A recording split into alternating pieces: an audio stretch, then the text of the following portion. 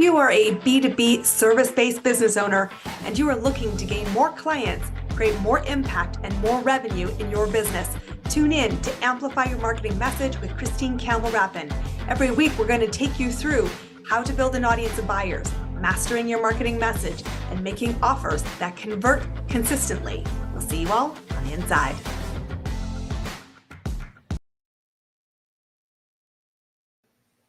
Welcome back, my friends.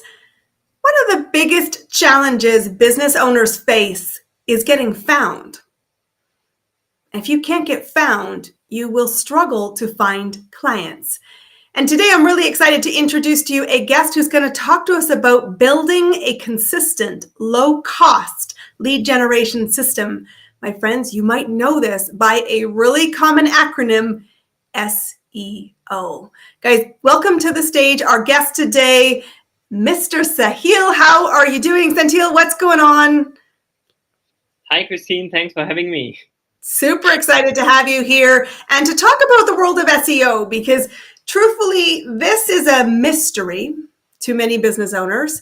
And I want to ask you, why for you is this the passion that you bring to business and to helping people find their way?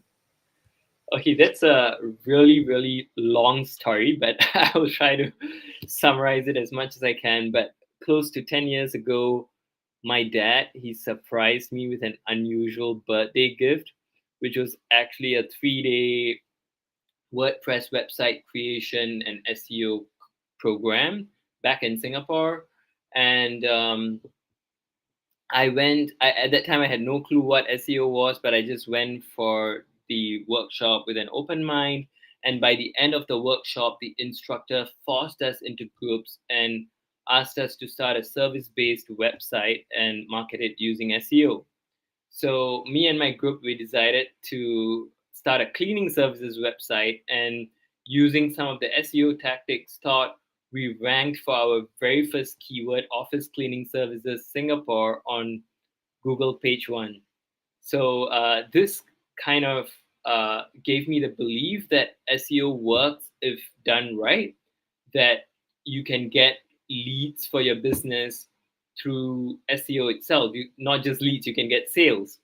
And around the same period of time, I was also in this minor in entrepreneurship program in my school, where me and my friends, we were trying to customize paper notebooks and sell it to individuals. But that didn't really work. So we pivoted our business to offering bulk t-shirt printing services, notebook printing services, and so on. And my team assigned me because I had learned SEO to help rank our website on Google page 1 for search terms like t-shirt printing Singapore, or hoodie printing Singapore, notebook printing Singapore. So for the next 6 months to 1 year, I fully gave all my focus and energy to ranking my website. And by the end of 1 year, we were getting 1 to 2 years, I think we were getting so many inquiries for our services that we had to hire a team to manage the incoming inquiries. And that was my very first experience with SEO, doing SEO on my own. Mm-hmm. And it really excited me seeing all the leads and sales coming from SEO. And after that, we actually started an art studio where people could paint on t-shirts, tote bags. So we wanted to stand out from the crowd and not just offer printing services everyone was offering. And even for this art studio, again, I used SEO, and I strategized to rank for keywords like corporate team bonding services in Singapore, or indoor corporate team bonding services Singapore, which brought us bulk revenue, like customers who would spend like bigger amounts coming to us, and it really gave us the a sustainable growth within just about a year.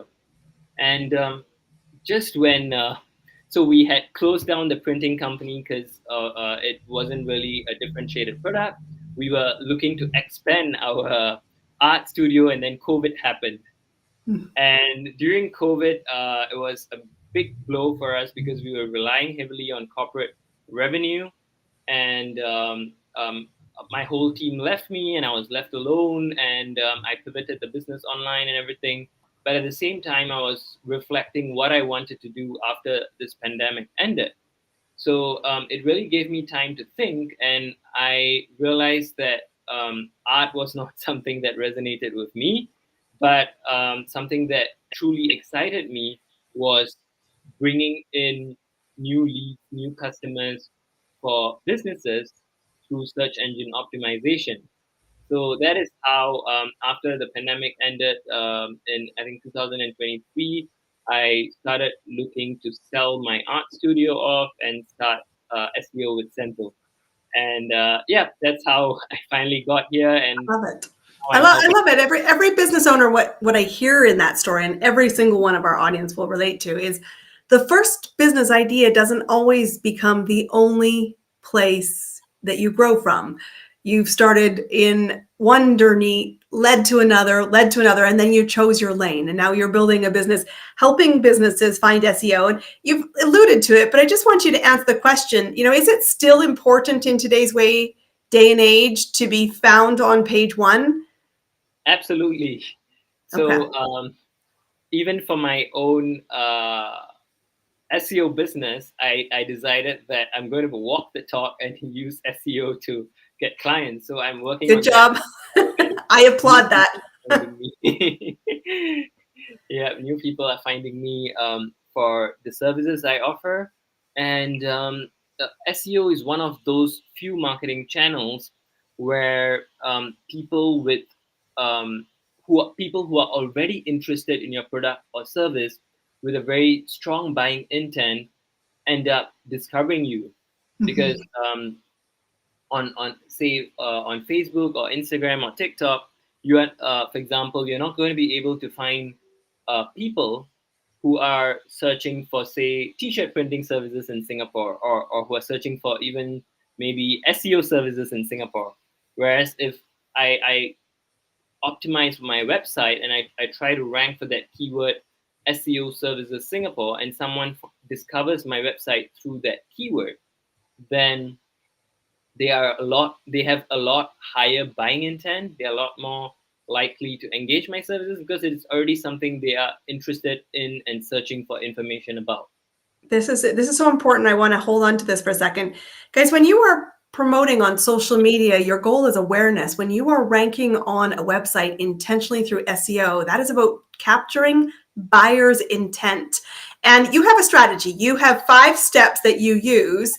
Take us through what those 5 steps are. So the very first step is um, something that I think anybody would guess, is to understand the SEO fundamentals. And what do I mean by that? Christine, do you know how Google makes money? By advertising. Yeah, Eyeballs. yeah, exactly. So the sponsored ads, when you search, they make quite a bit of money through those sponsored ads. And as Google, um, if you want to make more money, then I mean, every business wants to grow their revenue, right? So if you want to make more money, then how would you display the results when people are searching for a keyword search? Or okay, even before that, if you want to make more money, if Google wants to make more money, what does Google need? Customers. They need more business owners who pay for these Google ads. But Mhm. before they get more business owners who pay for these Google ads, they need Eyeballs. more searchers, right? More people searching on Google and not going to other search engines, or not going to AI, for example. So if Google needs more people searching on Google, their end goal is to make sure that as many people use Google, then what kind of results do they need to display when people search for key search terms? Accurate ones. Yeah, and beyond just accurate ones, because you can get accurate data from a lot of places now. Even ChatGPT can give you. I'm So going to say with an asterisk on that. Garbage in is yeah, garbage yeah, out. sometimes.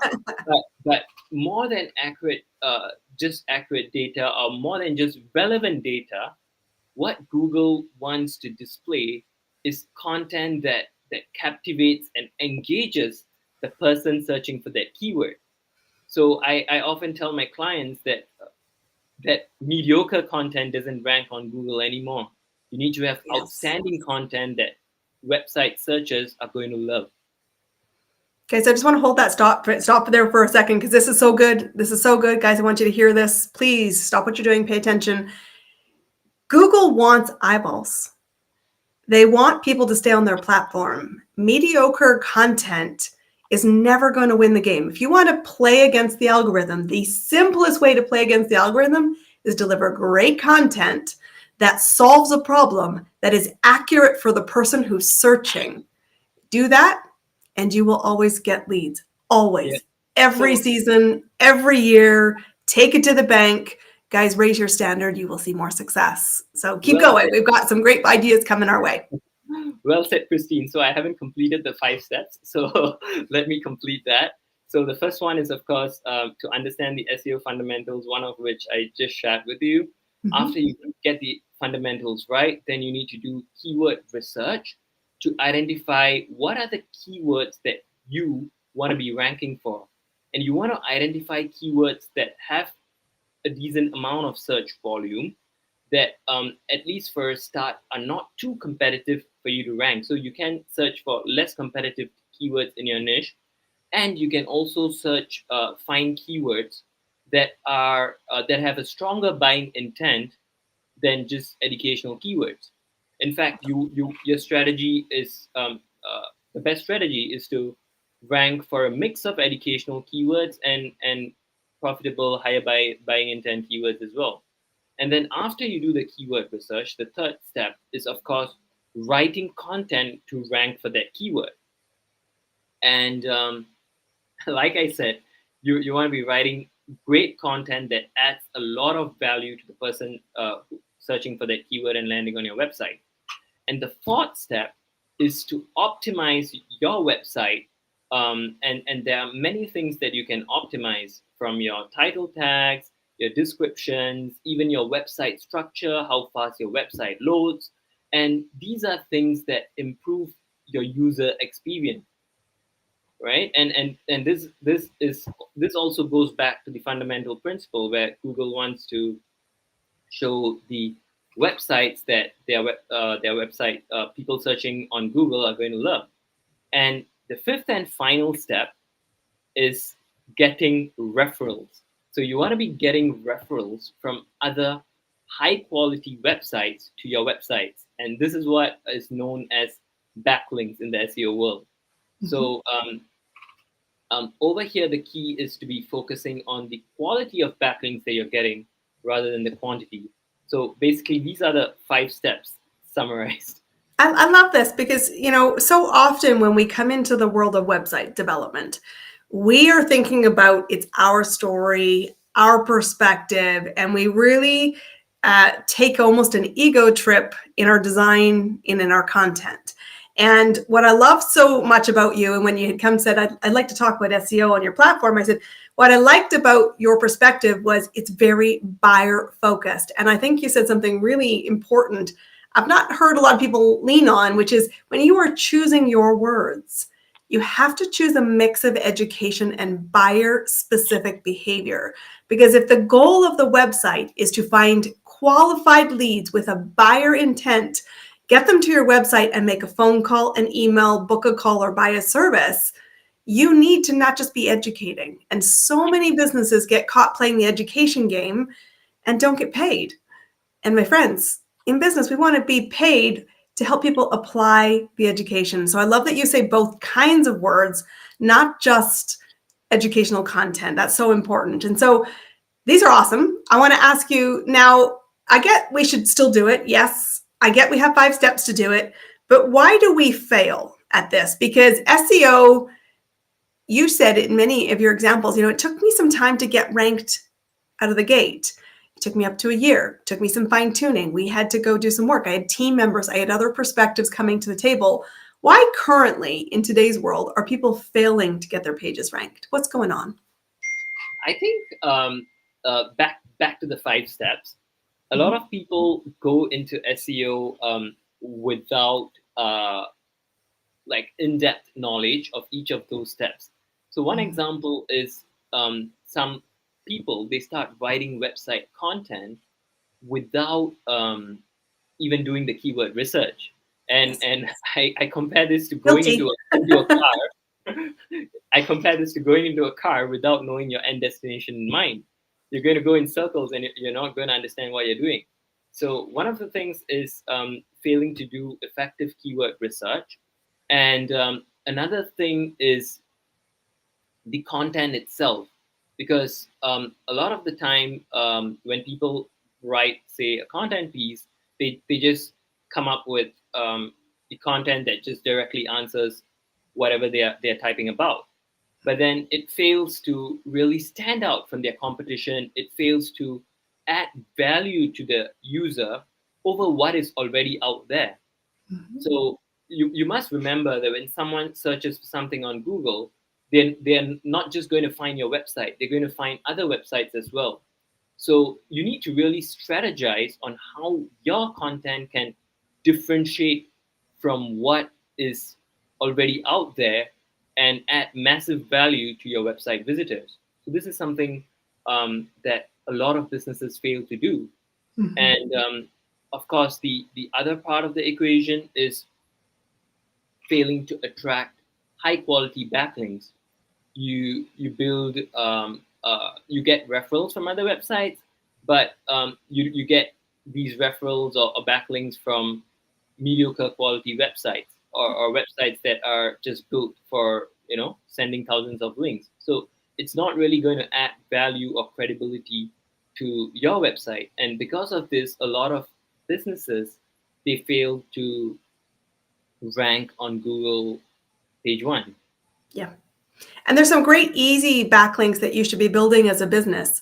Obviously, guys, one of the biggest ones here is my spoiler alert, in my opinion, LinkedIn. It's owned by Google. If you're not on LinkedIn as a business and you're not on one of their biggest ways that they pull data from, you're missing a very easy place to start.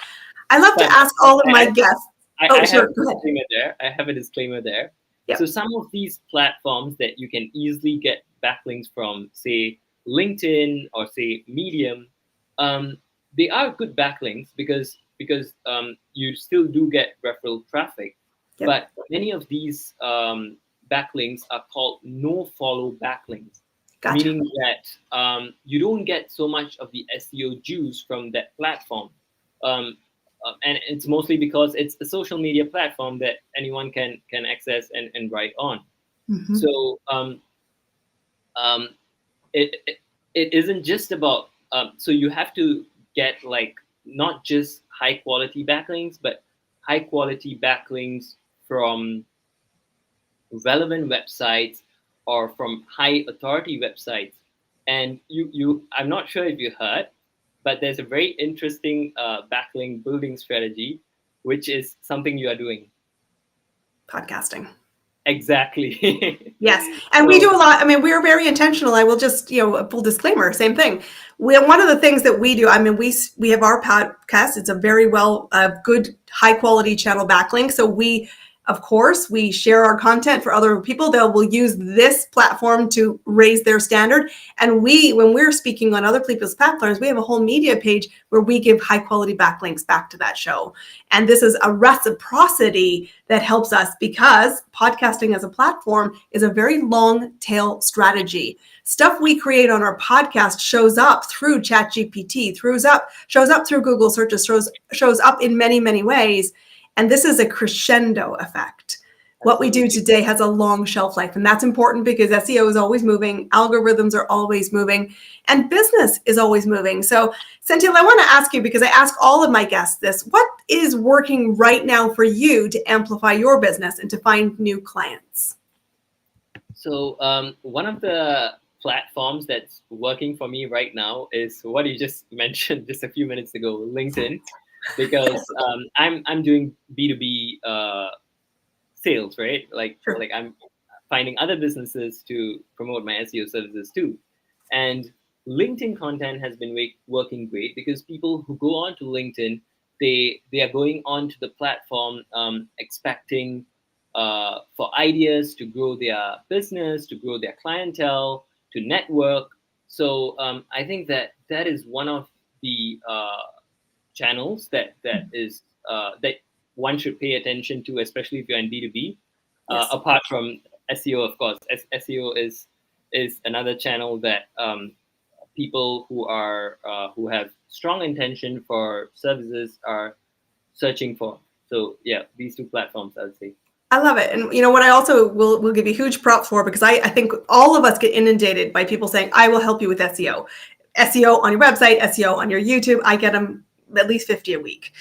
The thing I love what you said and why I invited you specifically to come onto this platform was, I'm a really good example. If you search for me, you'll find me. And that's a really good tell. If you want to hire a service provider who says, I'm great at this, you should be able to search and find them. And if you can't, buyer beware. So Senthil, how do people find you, to connect to you, to learn more about your programs, your services, and what you do? So they can connect with me on LinkedIn. So it's just my name, Senthilkumar Subramanian. So I think you'll put that in the show notes. I will. If not, they can go to my website, seowithsenthil.com. So on the website, they can book a call with me if they are interested in engaging my SEO services. If not, I have a huge ton of SEO resources for them to go and work on their SEO themselves. So everything from what I mentioned, keyword research, content creation, on-page optimization, off-page optimization. I have all these detailed step-by-step resources which people can tap on from my website as well. Guys, I love it. Please go connect to him. He's a great resource for you. We've got to master this component, because as we started our conversation today, it's important not just that you're in business, but that your next buyer who is signaling buyer behavior is going to find you and say, tell me more about your programs and services. Senthil, thanks for being our guest today, guys. This is it. This is a wrap on another great episode here. We will see you all on our next episode. We'll see you then. Thank you, Christine. That's a wrap on another amazing episode of Amplify Your Marketing Message with me, your host, Christine Campbell Rapin. Be sure to subscribe on your favorite podcast platform so you don't miss another great episode. And be sure to visit christinecampbellrapin.com/podcast to get a free resource on how to master your marketing message. We'll see you all on our next episode.